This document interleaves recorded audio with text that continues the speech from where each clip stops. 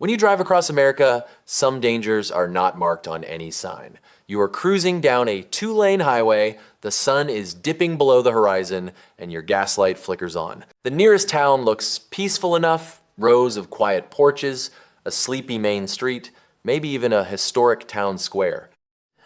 But in these places, silence is not a sign of peace. It is a warning. We tend to think danger is loud, the sirens in Chicago, the headlines in Detroit. But the real nightmares often come from places you have never heard of. Small towns torn apart by economic collapse and generational trauma, where stopping at a gas station becomes a calculated risk. From the rusting industrial skeletons of Bessemer to the art-filled shadows of Taos, we are counting down 10 towns so volatile that do not stop is not just advice, it is a survival strategy. By the time we reach number 1, you will realize that a town name can be its greatest lie. Number 10, Bogalusa, Louisiana. The prophecy in a name. Bogalusa sits in the pine forests of southeastern Louisiana, less than an hour from the Mississippi state line.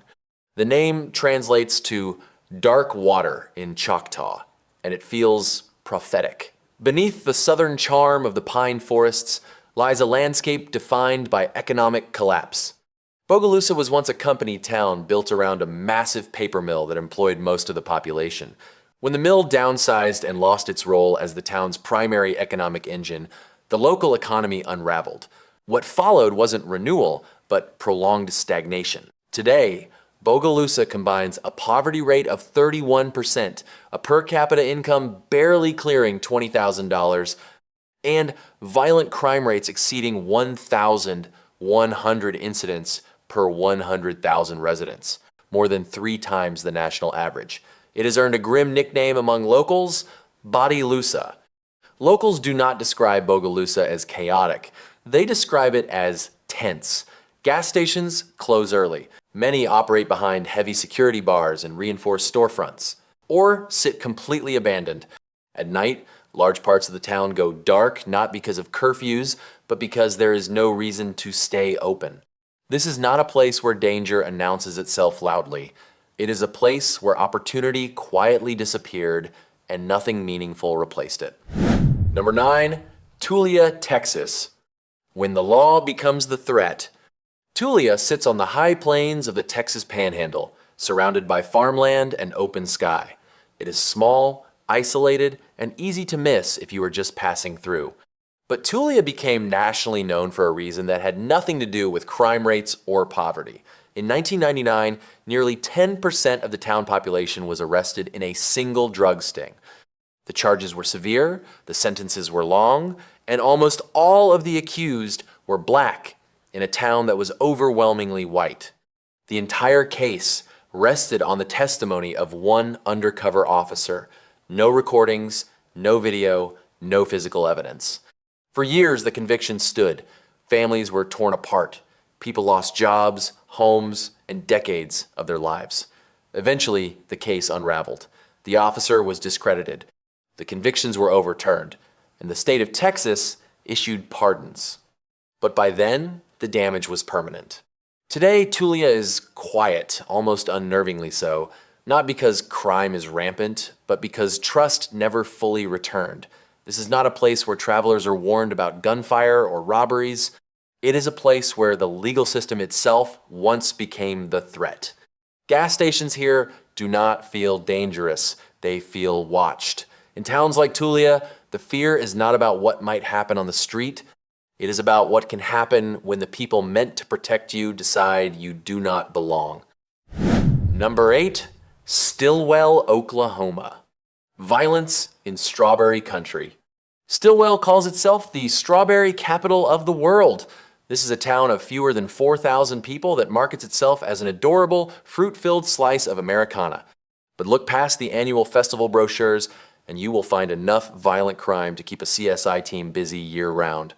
In 2023, the town violent crime rate was over 5 times higher than the national average, 1,400 incidents per 100,000 people, with a poverty rate soaring over 40%.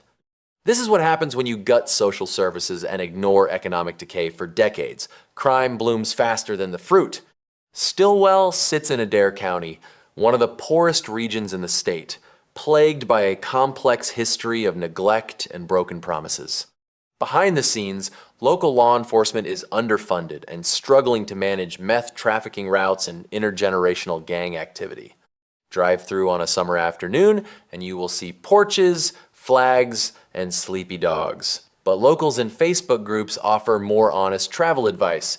Do not stop. Do not even slow down. It is the ultimate American small-town paradox charm up front and total chaos behind the curtain. Number 7. Hamtramck, Michigan. Diversity in a pressure cooker.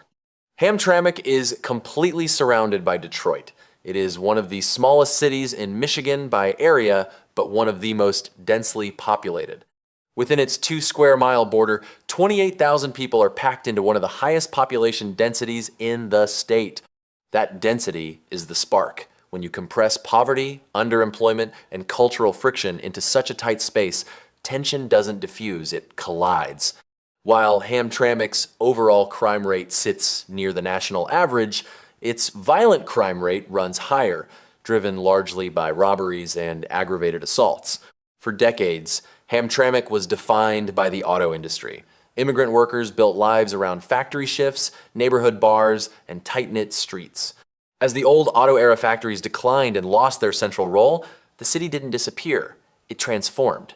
Today, Hamtramck is one of the most culturally diverse cities in the United States, with large Muslim and immigrant communities from South Asia, the Middle East, and Eastern Europe.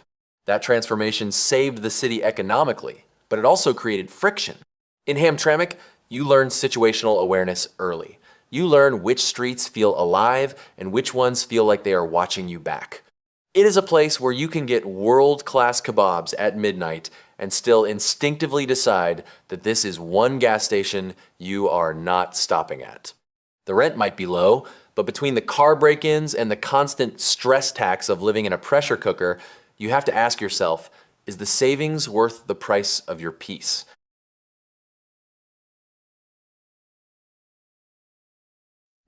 Number 6, Pine Bluff, Arkansas. Beauty with a bruise. Pine Bluff sits along the Arkansas River, southeast of Little Rock. It was once one of the most important industrial cities in the state. Timber, agriculture, and manufacturing built this town. For a time, they sustained it.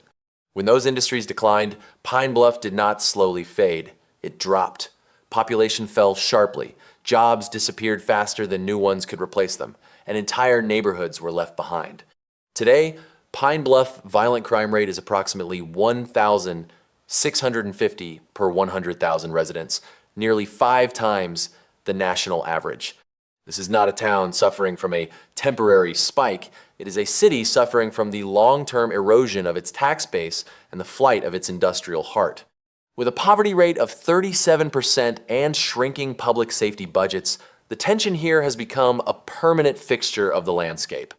Locals have developed a grim sense of humor about it, often joking that sirens have replaced cicadas as the city unofficial evening soundtrack, but the reality is far from funny. There is a firm consensus among residents on where not to walk and especially where not to stop after the sun goes down. You can stand by the Arkansas River at sunset and feel the warmth of the breeze, but when you hear that distant, familiar siren, you realize you are witnessing beauty with a bruise. Number 5, Wilmington, Delaware. Division behind glass walls. Wilmington sits between Philadelphia and Baltimore, positioned on one of the wealthiest corridors in the United States. On paper, it should be thriving. Wilmington is home to major banks, corporate headquarters, and some of the most business-friendly laws in the country. Billions of dollars move through this city every day. But very little of that wealth stays. Just blocks from glass office towers are neighborhoods that have struggled with poverty, underfunded schools, and persistent violent crime for decades. Despite its small population, Wilmington homicide rate has repeatedly ranked among the highest per capita in the nation. The deception here is what makes it so unsettling. You can stand in the shadow of $1 billion banking headquarters and be less than a mile away from streets where the violent crime rate has historically tripled the national average. In Wilmington, wealth does not trickle down, it is walled off. When you pull off the I-95 for gas, do not let the corporate logos on the horizon fool you into a false sense of security. In Wilmington, the danger is not hidden in the woods. It is baked into the very concrete of the city divide. It is a place where the Suit and the Hollow Point live on the same street, and only one of them is protected by a glass wall. Number 4, Bessemer, Alabama. The ghost of the American dream. If you want to see the literal ghost of the American dream, go to Bessemer. Once a booming center of the iron and steel industry, this city didn't just decline, it hollowed out. Today, the landscape is dominated by massive, rusted industrial skeletons that loom over residential blocks like prehistoric monsters. Bessemer isn't just dangerous for its size, it's often overlooked in national conversations, despite posting some of the highest per capita violent crime rates in the country. While nearby Birmingham draws the headlines, Bessemer quietly reports levels that translate to more than 33 violent incidents per 1,000 residents, roughly a 1 in 30 annual risk. Here, violence isn't a breaking story. It's the low-frequency hum of daily life, as persistent as the rust on the old furnaces. Bessemer sits just southwest of Birmingham, close enough to a major metro area to feel its pull, but far enough away to absorb its problems. Once known as the Marvel City, it was built on steel and heavy industry. For decades, those jobs defined daily life and sustained the local economy. As that industrial base eroded and lost its central role, recovery never fully arrived. Poverty still hovers near 30%, and with a weakened tax base, the city's infrastructure has become a maze of potholed streets and flickering lights. What makes Bessemer so unsettling is its post-industrial madness, a community built for many times its current population, leaving those who remain to live in a city that feels far too large and far too empty. Number 3, Oak Haven, Tennessee. Logistical hell. Most people think of Memphis for its music or its barbecue, but a few miles south of the neon lights lies Oak Haven, a place that defines logistical hell. This isn't a town with a quaint main street. It's a neighborhood literally trapped between the world's busiest cargo airport and a sprawling network of interstate truck routes. In Oak Haven, the danger isn't hidden in the dark, it's illuminated by the harsh yellow glow of industrial floodlights that never turn off. Oak Haven is a statistical nightmare hidden in plain sight. It is consistently ranked as one of the most dangerous neighborhoods in a city that is already one of the most violent in America. Here, the violent crime rate doesn't just climb, it spikes. We are looking at a community where poverty sits at nearly 30%, and the infrastructure is designed for moving freight, not for protecting people. The transition from a shipping hub to a crime scene happens in the blink of an eye. What makes Oak Haven so unsettling is its non-place energy. It's an endless grid of distribution centers, weed-choked lots, and residential blocks where the air smells like jet fuel and exhaust. This is a place where the world's goods pass through at high speed, but the people living there are stuck in a cycle of generational neglect. The violence here feels mechanical robberies, carjackings, and assaults that happen under the constant, deafening roar of planes overhead.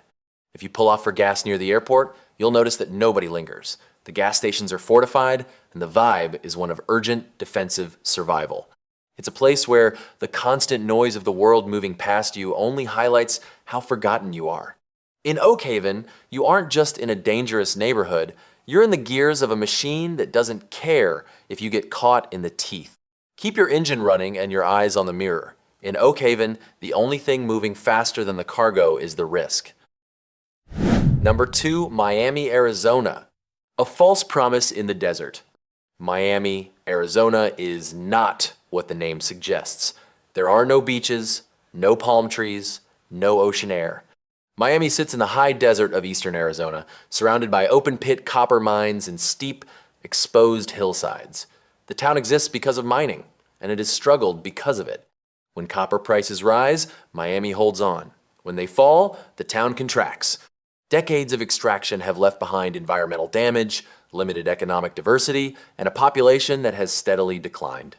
Miami is small, but it doesn't feel simple. In this compact pocket of desert landscape, the city's overall crime rate is reported at roughly 56.5 incidents per 1,000 residents in a typical year. At the same time, Miami struggles with a poverty rate of about 32%, adding another layer of strain to a town with few economic buffers. This is not a violent place in the traditional sense. It is a disorienting one. Gas stations here don't feel unsafe. They feel out of place, isolated, underused, and serving a community that no longer knows what comes next. Miami makes this list not because of spectacle or chaos, but because it represents something more subtle than crime. It's the gap between a name and a reality, a reminder that branding, history, and hope don't always survive contact with economics. Number 1. Taos, New Mexico. Systemic failure beneath beauty. Taos is often described as a refuge. For generations, artists, writers, and seekers have been coming here, drawn by the light, the landscape, and the promise of a different kind of life. On the surface, Taos looks successful. The galleries are full, the homes are expensive, and the town appears to have preserved its identity in a way few places have. But that version of Taos is not the one most people live in. This is not a city breaking down with violent statistics or chaos. But per capita, Taos is one of the most violent small towns in the entire Southwest. The violent crime rate here is roughly double the national average, and property crime, specifically burglary and theft, is a constant looming threat. What makes Taos the most dangerous stop on this list is the architecture of neglect. It is a town allergic to basic infrastructure, spotty lighting, fragmented police jurisdiction, and emergency response times that stretch dangerously thin because help is often miles away. Beneath the image is a deep economic divide. Wages lag far behind housing costs. Longtime residents are priced out of the communities they grew up in. Much of the surrounding population lives without reliable infrastructure, limited access to running water, electricity, or consistent employment. Taos is number 1 not because it is dangerous, but because it reveals something harder to confront. That even the most beautiful places can hide systems that no longer work for the people who call them home. When a town prioritizes its aesthetic over its stability, the gaps are filled by the desperate. Taos is proof that you can pay luxury prices for a lifestyle that requires you to lock your soul every time the sun goes down. These towns are not anomalies. They are mirrors. They reflect what happens when industry leaves, when the law fails, when wealth passes through without stopping. They show the other side of America, not the land of skyscrapers and opportunity, but of forgotten communities and broken promises. So the next time you see a quiet town on a road trip, remember, quiet is sometimes not peace. Sometimes it is just absence.